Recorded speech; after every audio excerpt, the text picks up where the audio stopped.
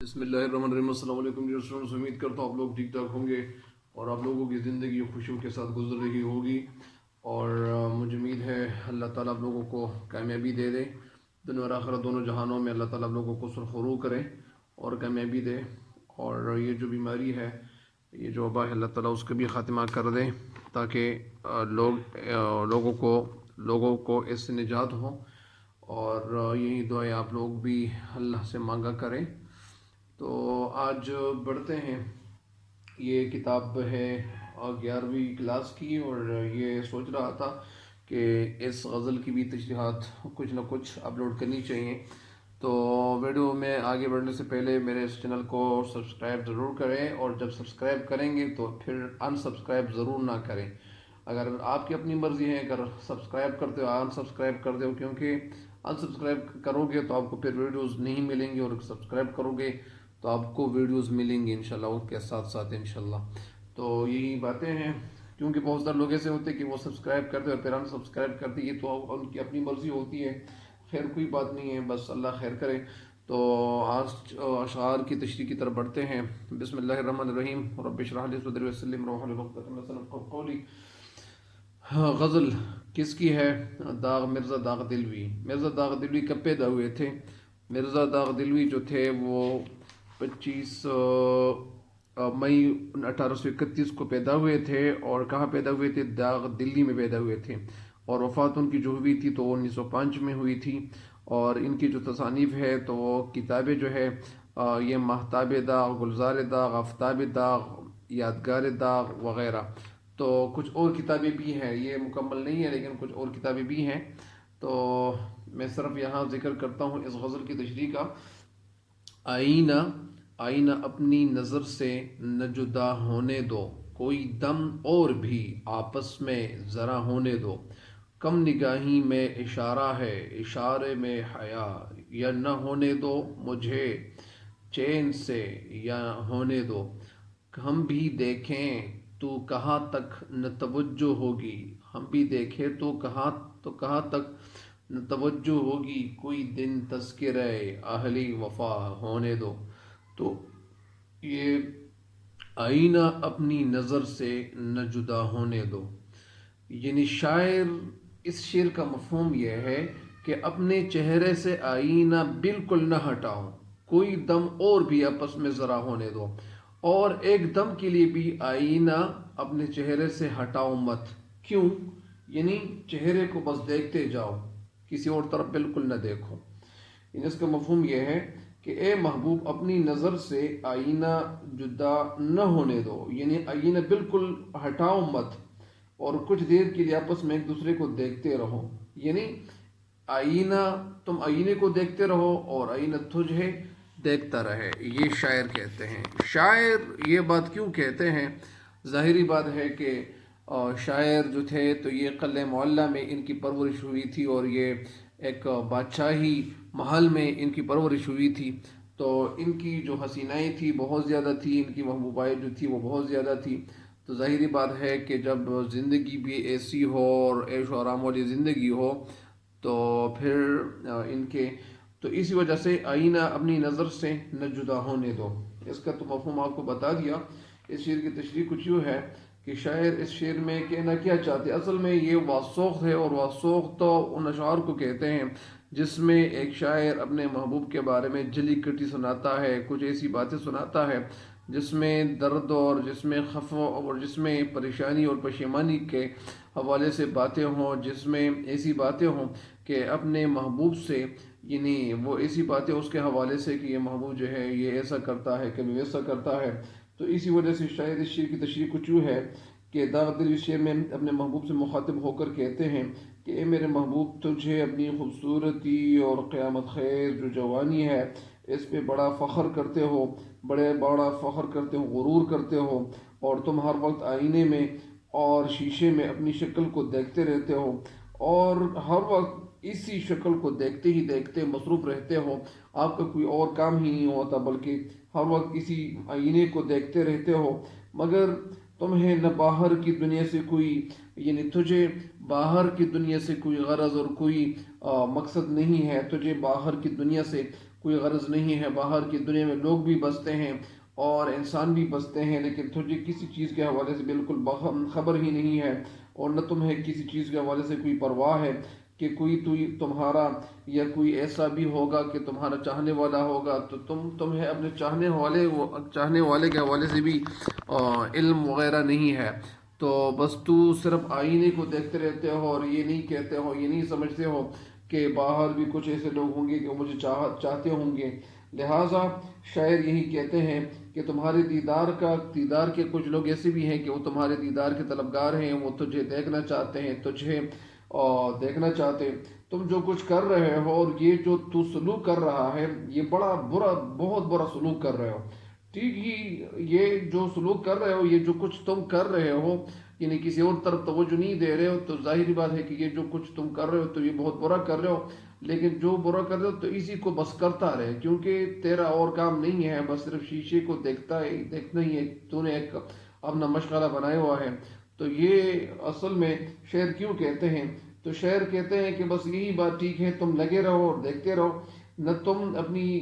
نگاہیں آئینے سے ہٹاؤ اور نہ آئینہ تمہیں اپنی نگاہوں سے ہٹائے گا، بلکہ وہ جدا نہ کر لے گا۔ بس اصل میں تھوڑی دیر کے لیے ایک دوسرے کے لیے دیدار کا یہی سلسلہ جاری رکھو، تاکہ تم دوسرے کا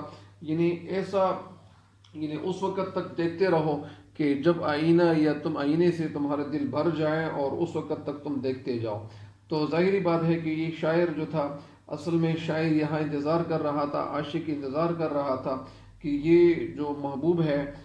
یہ آئینے سے تھوڑا سا وہ کیا کرے گا، آئینے سے تھوڑا سا وہ رخ ہٹائے گا اور میں اس کو دیکھنے لگ جاؤں گا۔ لیکن شاعر اسی کشمکش میں رہتا ہے، اور کبھی کیا کرتا ہے کبھی کیا کرتا ہے، تو یہی باتیں جو ہوتی ہیں تو یہی ان کے ساتھ ہو رہی ہوتی ہے۔ تو ظاہری بات ہے کہ بیچارے جو عاشق ہوتے ہیں تو ان کے وہ اپنے دل پہ بڑا پتھر رکھ دیتے ہیں، اور وہ کہتے ہیں کہ یہ تو اپنی خوبصورتی کو دیکھتا ہے، اپنی آرائش کو، اپنی زیبائش کو دیکھتا ہے، اور یہ اپنے حسن و جمال کو دیکھتا ہے، اپنے حسن و جمال کو دیکھتے ہیں کہ میں کتنا خوبصورت ہوں، اپنی خوبصورتی کو بار بار دیکھتا رہتا ہے، اور یہ آئینے سے یہ تھوڑے وقت کے لیے بھی اپنا چہرہ وہ نہیں ہٹاتا، یعنی اب وہ اسی میں لگا رہتا ہے۔ بس یہ کام جو اس کو ملا ہے، اور یہ جو ان کو جو ایکٹیویٹیز ملی ہے، یہ جو سرگرمی جو کر رہا ہے، بس یہ ان کے لیے ٹھیک ہے۔ بس یہ شاعر محبوب کو کہتے ہیں کہ بس اسی کام کو کرتے رہو، تم اپنے عکس سے اپنے جدائی اختیار نہ کرو، بس اسی تصویر کو تم دیکھتے رہ جاؤ۔ شاعر اصل میں طنزی الفاظ استعمال کرتا ہے، اور طنزی الفاظ اس لیے استعمال کرتا ہے کہ محبوب جو ہے یہ ایسی حرکتیں چھوڑ دے، اور یہ محبوب ایسی حرکت اس لیے چھوڑ دے تاکہ وہ کوئی ان کا انتظار کر رہا ہے کہ محبوب کب یہ آئینے سے اپنا چہرہ ہٹائے گا اور میں اس کو دیکھنے لگ جاؤں گا۔ تو یہ اصل میں شاعر وہاں انتظار کر رہے تھے کہ کون سا ایسا وقت ہوگا کہ یہ اپنا چہرہ آئینے سے ہٹائے گا اور میں اس کا دیدار کروں گا، اس کا نظارہ کروں گا۔ تو یہ اسی وجہ سے عاشق جو تھے وہ وہاں انتظار کر رہے تھے اور دیکھتے رہے تھے کہ یہ سب کون سا وقت آئے گا کہ میں ان کو دیکھ لوں۔ تو اسی وجہ سے کچھ لوگ، اور یہ انتظار کی جو گھڑیاں ہوتی ہیں بڑی مشکل ہی ہوتی ہیں۔ تو اس شعر کے ساتھ ایک ریلیٹڈ شعر ہے کہ تم آئینہ دیکھو تو ہم بھی یہ دیکھیں، تم آئینہ دیکھو تو ہم بھی یہ دیکھیں کہ ہے کون سا خوبصورت زیادہ۔ تم آئینہ دیکھو تو ہم بھی یہ دیکھیں کہ ہے کون سا خوبصورت زیادہ۔ تم آئینہ دیکھو تو ہم بھی یہ دیکھیں کہ ہے واحد ہے کہ ہے کون سا خوبصورت زیادہ۔ تو اس شعر کی تشریح مکمل ہو گئی ہے۔ اگلے شعر کی تشریح کی طرف بڑھتے ہیں۔ اگلے شعر کیا ہے؟ کم نگاہی میں اشارہ ہے اشارے میں حیا، یا نہ ہونے دو مجھے چین سے یا ہونے دو۔ یہ شعر اور جو پہلا شعر تھا تو اس میں آپس میں تھوڑا سا مماثلت ہے، تھوڑی سی ایک کنیکشن ہے، ایک کنیکٹیویٹی ہے۔ تو بہرحال اس شعر میں کہنا شاید اس کا مفہوم کچھ یوں لیتا ہے کہ کم نگاہی کے معنی تو وہ کم دیکھنے کو کہتے ہیں، یعنی کم دیکھنے میں محبت کا اشارہ چھپا ہوا ہے، اور اس اشارے سے محبوب کی حیا کا پتہ چلتا ہے، اور یا تو مجھے سکون پہنچاؤ یا مجھے اس طرح تڑپتا ہوا چھوڑ دو۔ یعنی مطلب اس کا یہ ہے، شاید اس شعر میں اس کا مفہوم کچھ یوں ہے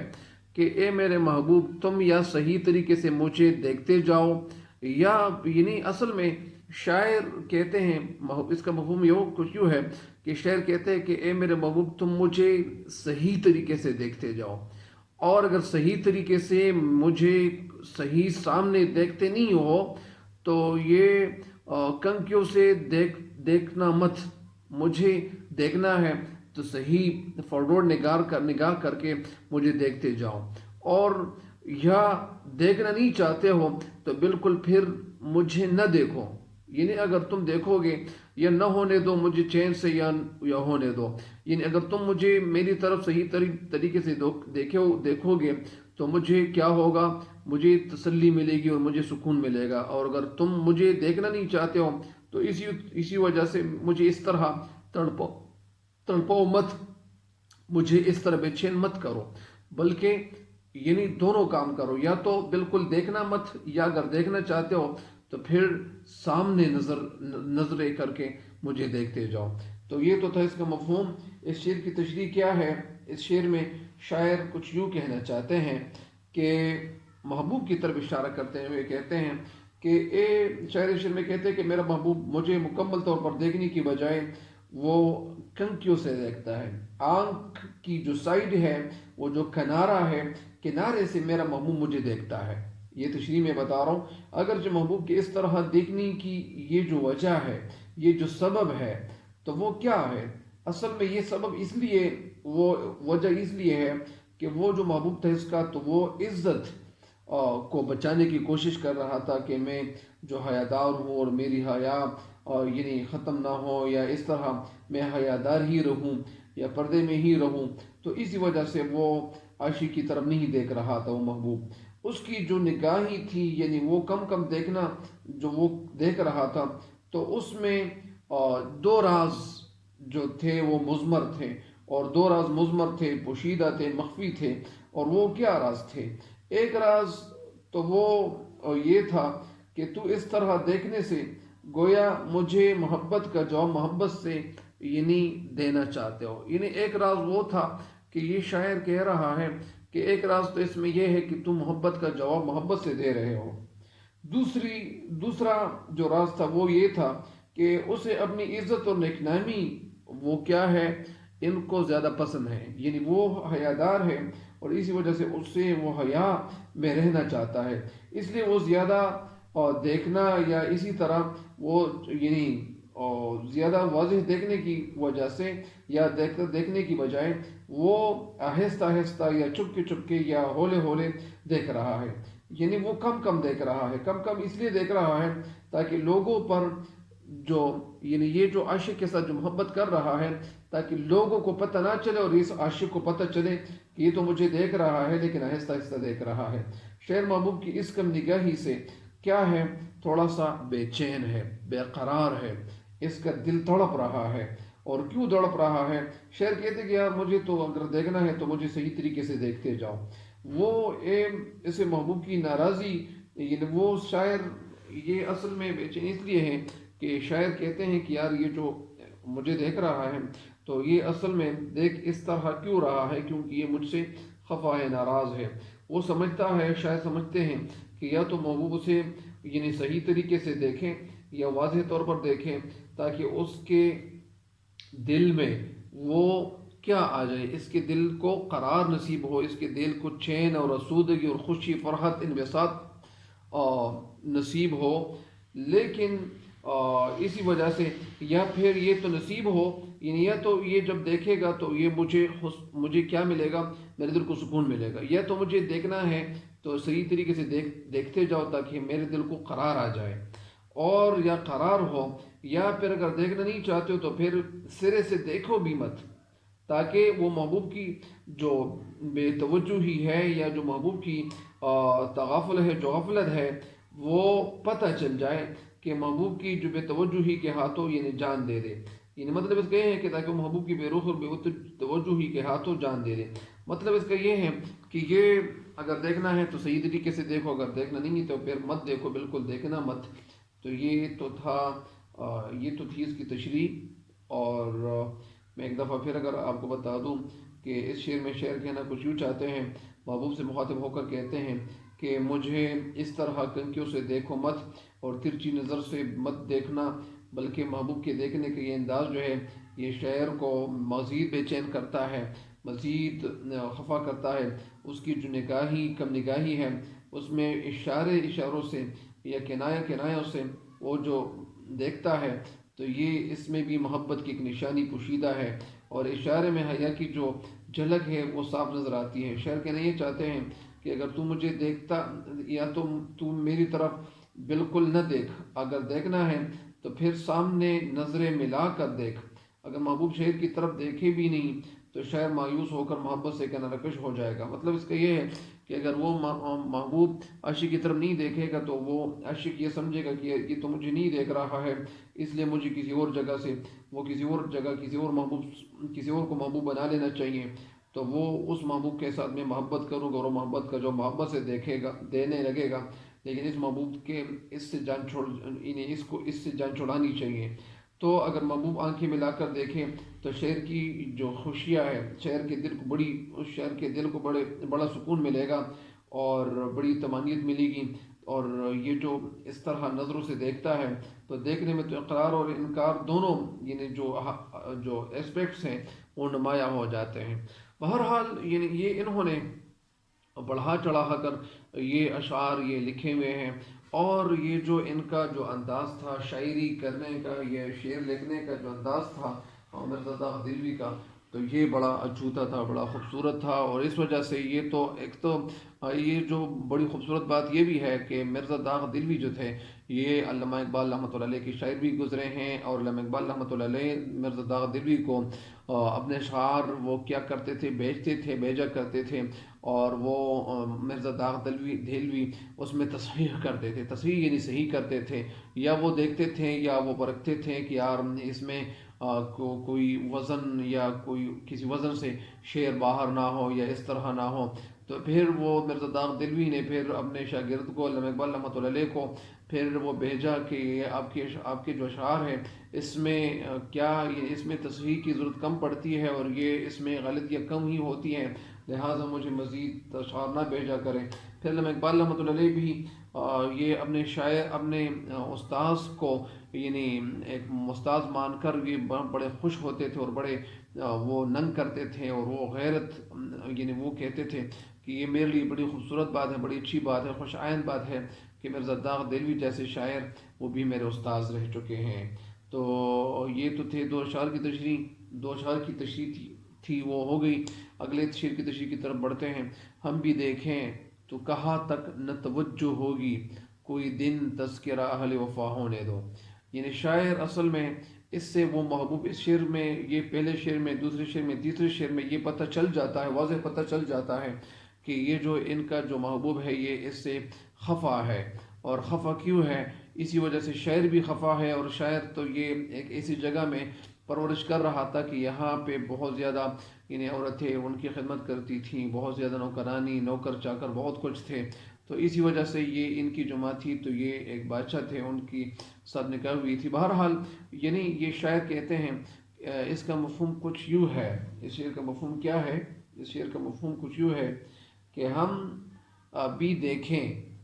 دیکھتے ہیں کہ محبوب کب تک توجہ نہیں دیتا ہے، یعنی کسی دن یعنی ہم یہ دیکھنا چاہتے ہیں، مفہوم اس کا یہ ہے کہ ہم دیکھنا چاہتے ہیں کہ محبوب کب تک توجہ ہماری طرف نہیں دے گی، یعنی ایک نہ ایک دن ایسا آئے گا کہ لوگ یعنی محبت کی داستانیں ذکر کریں گی، محبت کی داستانوں کا تذکرہ کرے گی، تذکرہ ذکر یعنی لوگ تذکرہ کریں گے، محبت کے حوالے سے داستانیں سنائیں گے، تو یہ میرا جو محبوب ہے یہ کسی داستان کو سنے گا اور اس کے دل میں کیا ہوگا؟ وفا پیدا ہوگی، تو اسی وجہ سے اس کا مفہوم یہی ہے۔ تو یہ تو تھا اس کا مفہوم۔ اس شعر کی تشریح کی طرف بڑھتے ہیں، اور شاعر شعر کی تشریح کچھ یوں کرتے ہیں اور کہتے ہیں کہ محبت یعنی محبوب عاشق کی محبت کا جواب محبت سے نہیں دے رہا ہے، تو محبت سے نہیں دے رہا ہے، اور عاشق کی قربانی اور وفاداری کا جو محبوب کے دل پر جو کچھ اثر ہو رہا ہے، یعنی محبت کا جواب محبت سے نہیں دے رہے ہیں، نہیں دے رہے، اور نہ عاشق کی قربانی اور وفاداری کا کوئی محبوب کے دل پر کچھ اثر ہو رہا ہے۔ یعنی اس کے دل پہ کچھ اثر بھی نہیں ہو رہا، یعنی شاید ان پہ کوئی احسان کرتا ہے یا قربانی کرتا ہے، لیکن اس قربانی کے باوجود یعنی اس عاشق کے عاشق جو ان پہ جو مہربانی کرتا ہے تو وہ اس پہ کوئی اثر نہیں ہو رہا۔ اس سلسلے میں داغ دل بھی کہنا یہ چاہتے ہیں کہ محبوب کی یہ جو بے توجہی ہے یہ عارضی ہے، کیونکہ قربانی اور وفاداری کسی کی بھی ضائع نہیں جاتی ہے۔ یعنی جب آپ کسی کے ساتھ محبت کرتے ہو اور ان کے کام آتے ہو تو اسی وجہ سے وہ جو آپ ان کے ساتھ جو محبت کرتے ہو، جو مہربانی ان پہ کرتے ہو، اور وہ مہربانی جس لیول کی بھی ہو، تو شعر کہتے ہیں کہ وہ آپ نے کسی کے ساتھ احسان کیا تو وہ احسان فراموش نہیں ہو سکتا۔ ایک نئے دن ایسا آئے گا کہ وہ ان کو پتہ چل جائے گا کہ یہ جو میں نے احسانات کیے تھے ان پہ یا جو مہربانیاں کی تھی، تو ان مہربانیوں کے حوالے سے ان کو پتہ چل جائے گا۔ یعنی یہ مہربانیاں اور یہ وفاداریاں ایک دن رنگ ضرور لائے گی، اور میں جو قربانیاں کر چکا ہوں، ان کے لیے جو قربانیاں دے چکا ہوں، کوشش اور محنت سے یعنی جو لوگ محنت کرتے ہیں تو محنت کا صلہ ضرور ملتا ہے۔ محبوب بھی یعنی یہ جو محبوب ہے تو محبوب کیا ہے؟ یعنی محبوب ایسا ہے کہ اس کے دل پہ کچھ نہ کچھ اثر ضرور ہوگا۔ ہم چند دن کے لیے ہم منتظر رہیں گے، انتظار کریں گے کہ محبوب کا دل کیا ہو جائے، پسیج ہو جائے، محبوب کا دل میرے لیے نرم ہو جائے اور محبت کے لیے تیار ہو جائے۔ محبوب اگر چند دن مسلسل وفاداروں کی وفاداری اور اسی طرح پرستاروں کی قربانیوں کی داستانیں سنے گا، یعنی یہ جو محبوب ہے یہ لوگ کہانیاں بیان کریں گے، داستانیں بیان کریں گے محبت کے حوالے سے، تو یہ محبوب محبت کی داستانیں سنیں گے۔ یعنی ظاہری بات ہے کچھ لوگ وہ پب جی کے حوالے سے وہ جو کہانیاں سناتے ہیں اور پھر کہتے ہیں کہ اس میں یہ ہوتا ہے، اس میں وہ ہوتا ہے، تو یہ باتیں جب یہ لوگ سناتے ہیں تو ظاہری بات ہے تو ان کے دل میں پیار پھر کیا ہوگا، ان کے دل میں محبت پیدا ہوگی، ان کے دل میں اس گیم کے حوالے سے محبت پیدا ہوگی اور وہ شخص بھی اس گیم کو کھیلنا شروع کرے گا۔ تو اسی وجہ سے شاعر کہتے ہیں کہ یہ جو میرا محبوب ہے، محبوب کے سامنے لوگ داستانیں بیان کریں گے کہ یار یہ تو اس طرح لوگ کرتے تھے، وفاداری نہیں نبھاتے تھے اور یہ اس طرح کرتے تھے۔ تو یہ باتیں، یہ داستانیں، یہ کہانیاں جب لوگوں کی طرف سے یہ سنے گا تو پھر کیا ہوگا، یا یہ سنتی جائیں گی تو پھر اس کا دل کیا ہوگا، وہ نرم ہو جائے گا میرے لیے۔ نرم کیسے ہو جائے گا؟ یعنی مطلب اس کے دل میں محبت پیدا ہوگی، اور وہ جو ظلم کر رہا ہے، یعنی میرے ساتھ جو دشمنی کر رہا ہے اور میری طرف دیکھ نہیں رہا ہے، تو یہی دیکھنا یعنی نہ دیکھنا ان کے لیے ایک دشمنی کی طرف یعنی اشارہ ہے۔ تو اسی وجہ سے شاعر کہتے ہیں کہ یہ جو کچھ کر رہا ہے تو یہ پھر اس سے باز آ جائے گا، اور باز اس لیے آ جائے گا کہ یہ ان پہ میرے احسانات کا کچھ نہ کچھ اثر ہو جائے گا۔ اس شعر کی تشریح اگر ایک دفعہ پھر میں آپ کو بتا دوں اس شعر کی تشریح، تو شعر کہنا یہ چاہتے ہیں شعر میں کہ محبوب کی توجہ حاصل کرنے کے لیے یعنی میں نے کتنے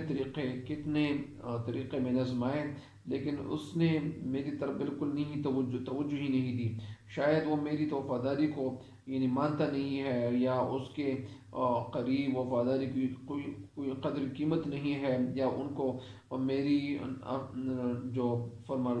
جو وفاداری ہے اس کے حوالے سے وہ بالکل لا علم ہے۔ اب میں نے بھی یعنی جو ارادہ کر لیا ہے، میں ہر روز کیا کرتا ہوں، اس کے سامنے وفا کا ذکر کروں گا، یا میں ان کے ساتھ محبت کروں گا، یا میں ان کے لیے کچھ ایسے کام کروں گا کہ وہ خود بخود وفا کی طرف وہ کیا ہوگی، وہ وفا کی طرف وہ محبوب آئے گا اور میرے ساتھ وفا شروع کرے گا اور محبت شروع کرے گا۔ تو بہرحال اس شعر کی تشریح مکمل ہو گئی ہے،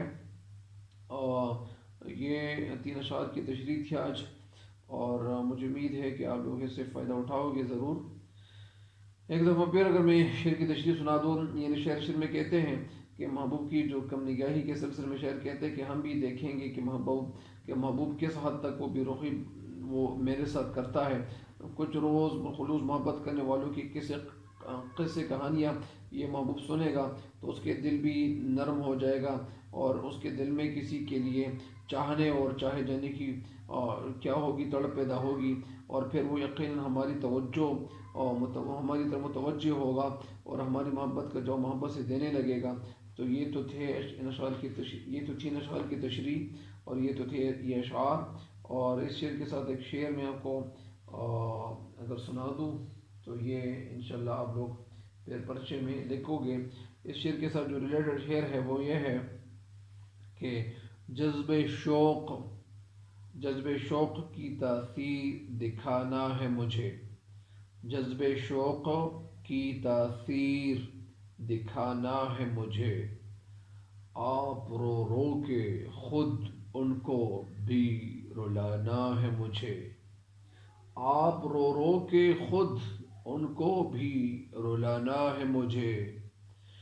جذب شوق کی تاثیر دکھانا ہے مجھے، آپ رو رو کے خود ان کو بھی رلانا ہے مجھے۔ بس اب تک کے لیے اتنا ہی کافی ہے۔ آپ لوگ ہمیں دعا میں یاد رکھیں اور میرے چینل کو سبسکرائب ضرور کریں۔ اللہ آپ لوگوں کو خوش رکھے، آمین۔ تب تک کے لیے اجازت چاہتا ہوں، اللہ نگہبان۔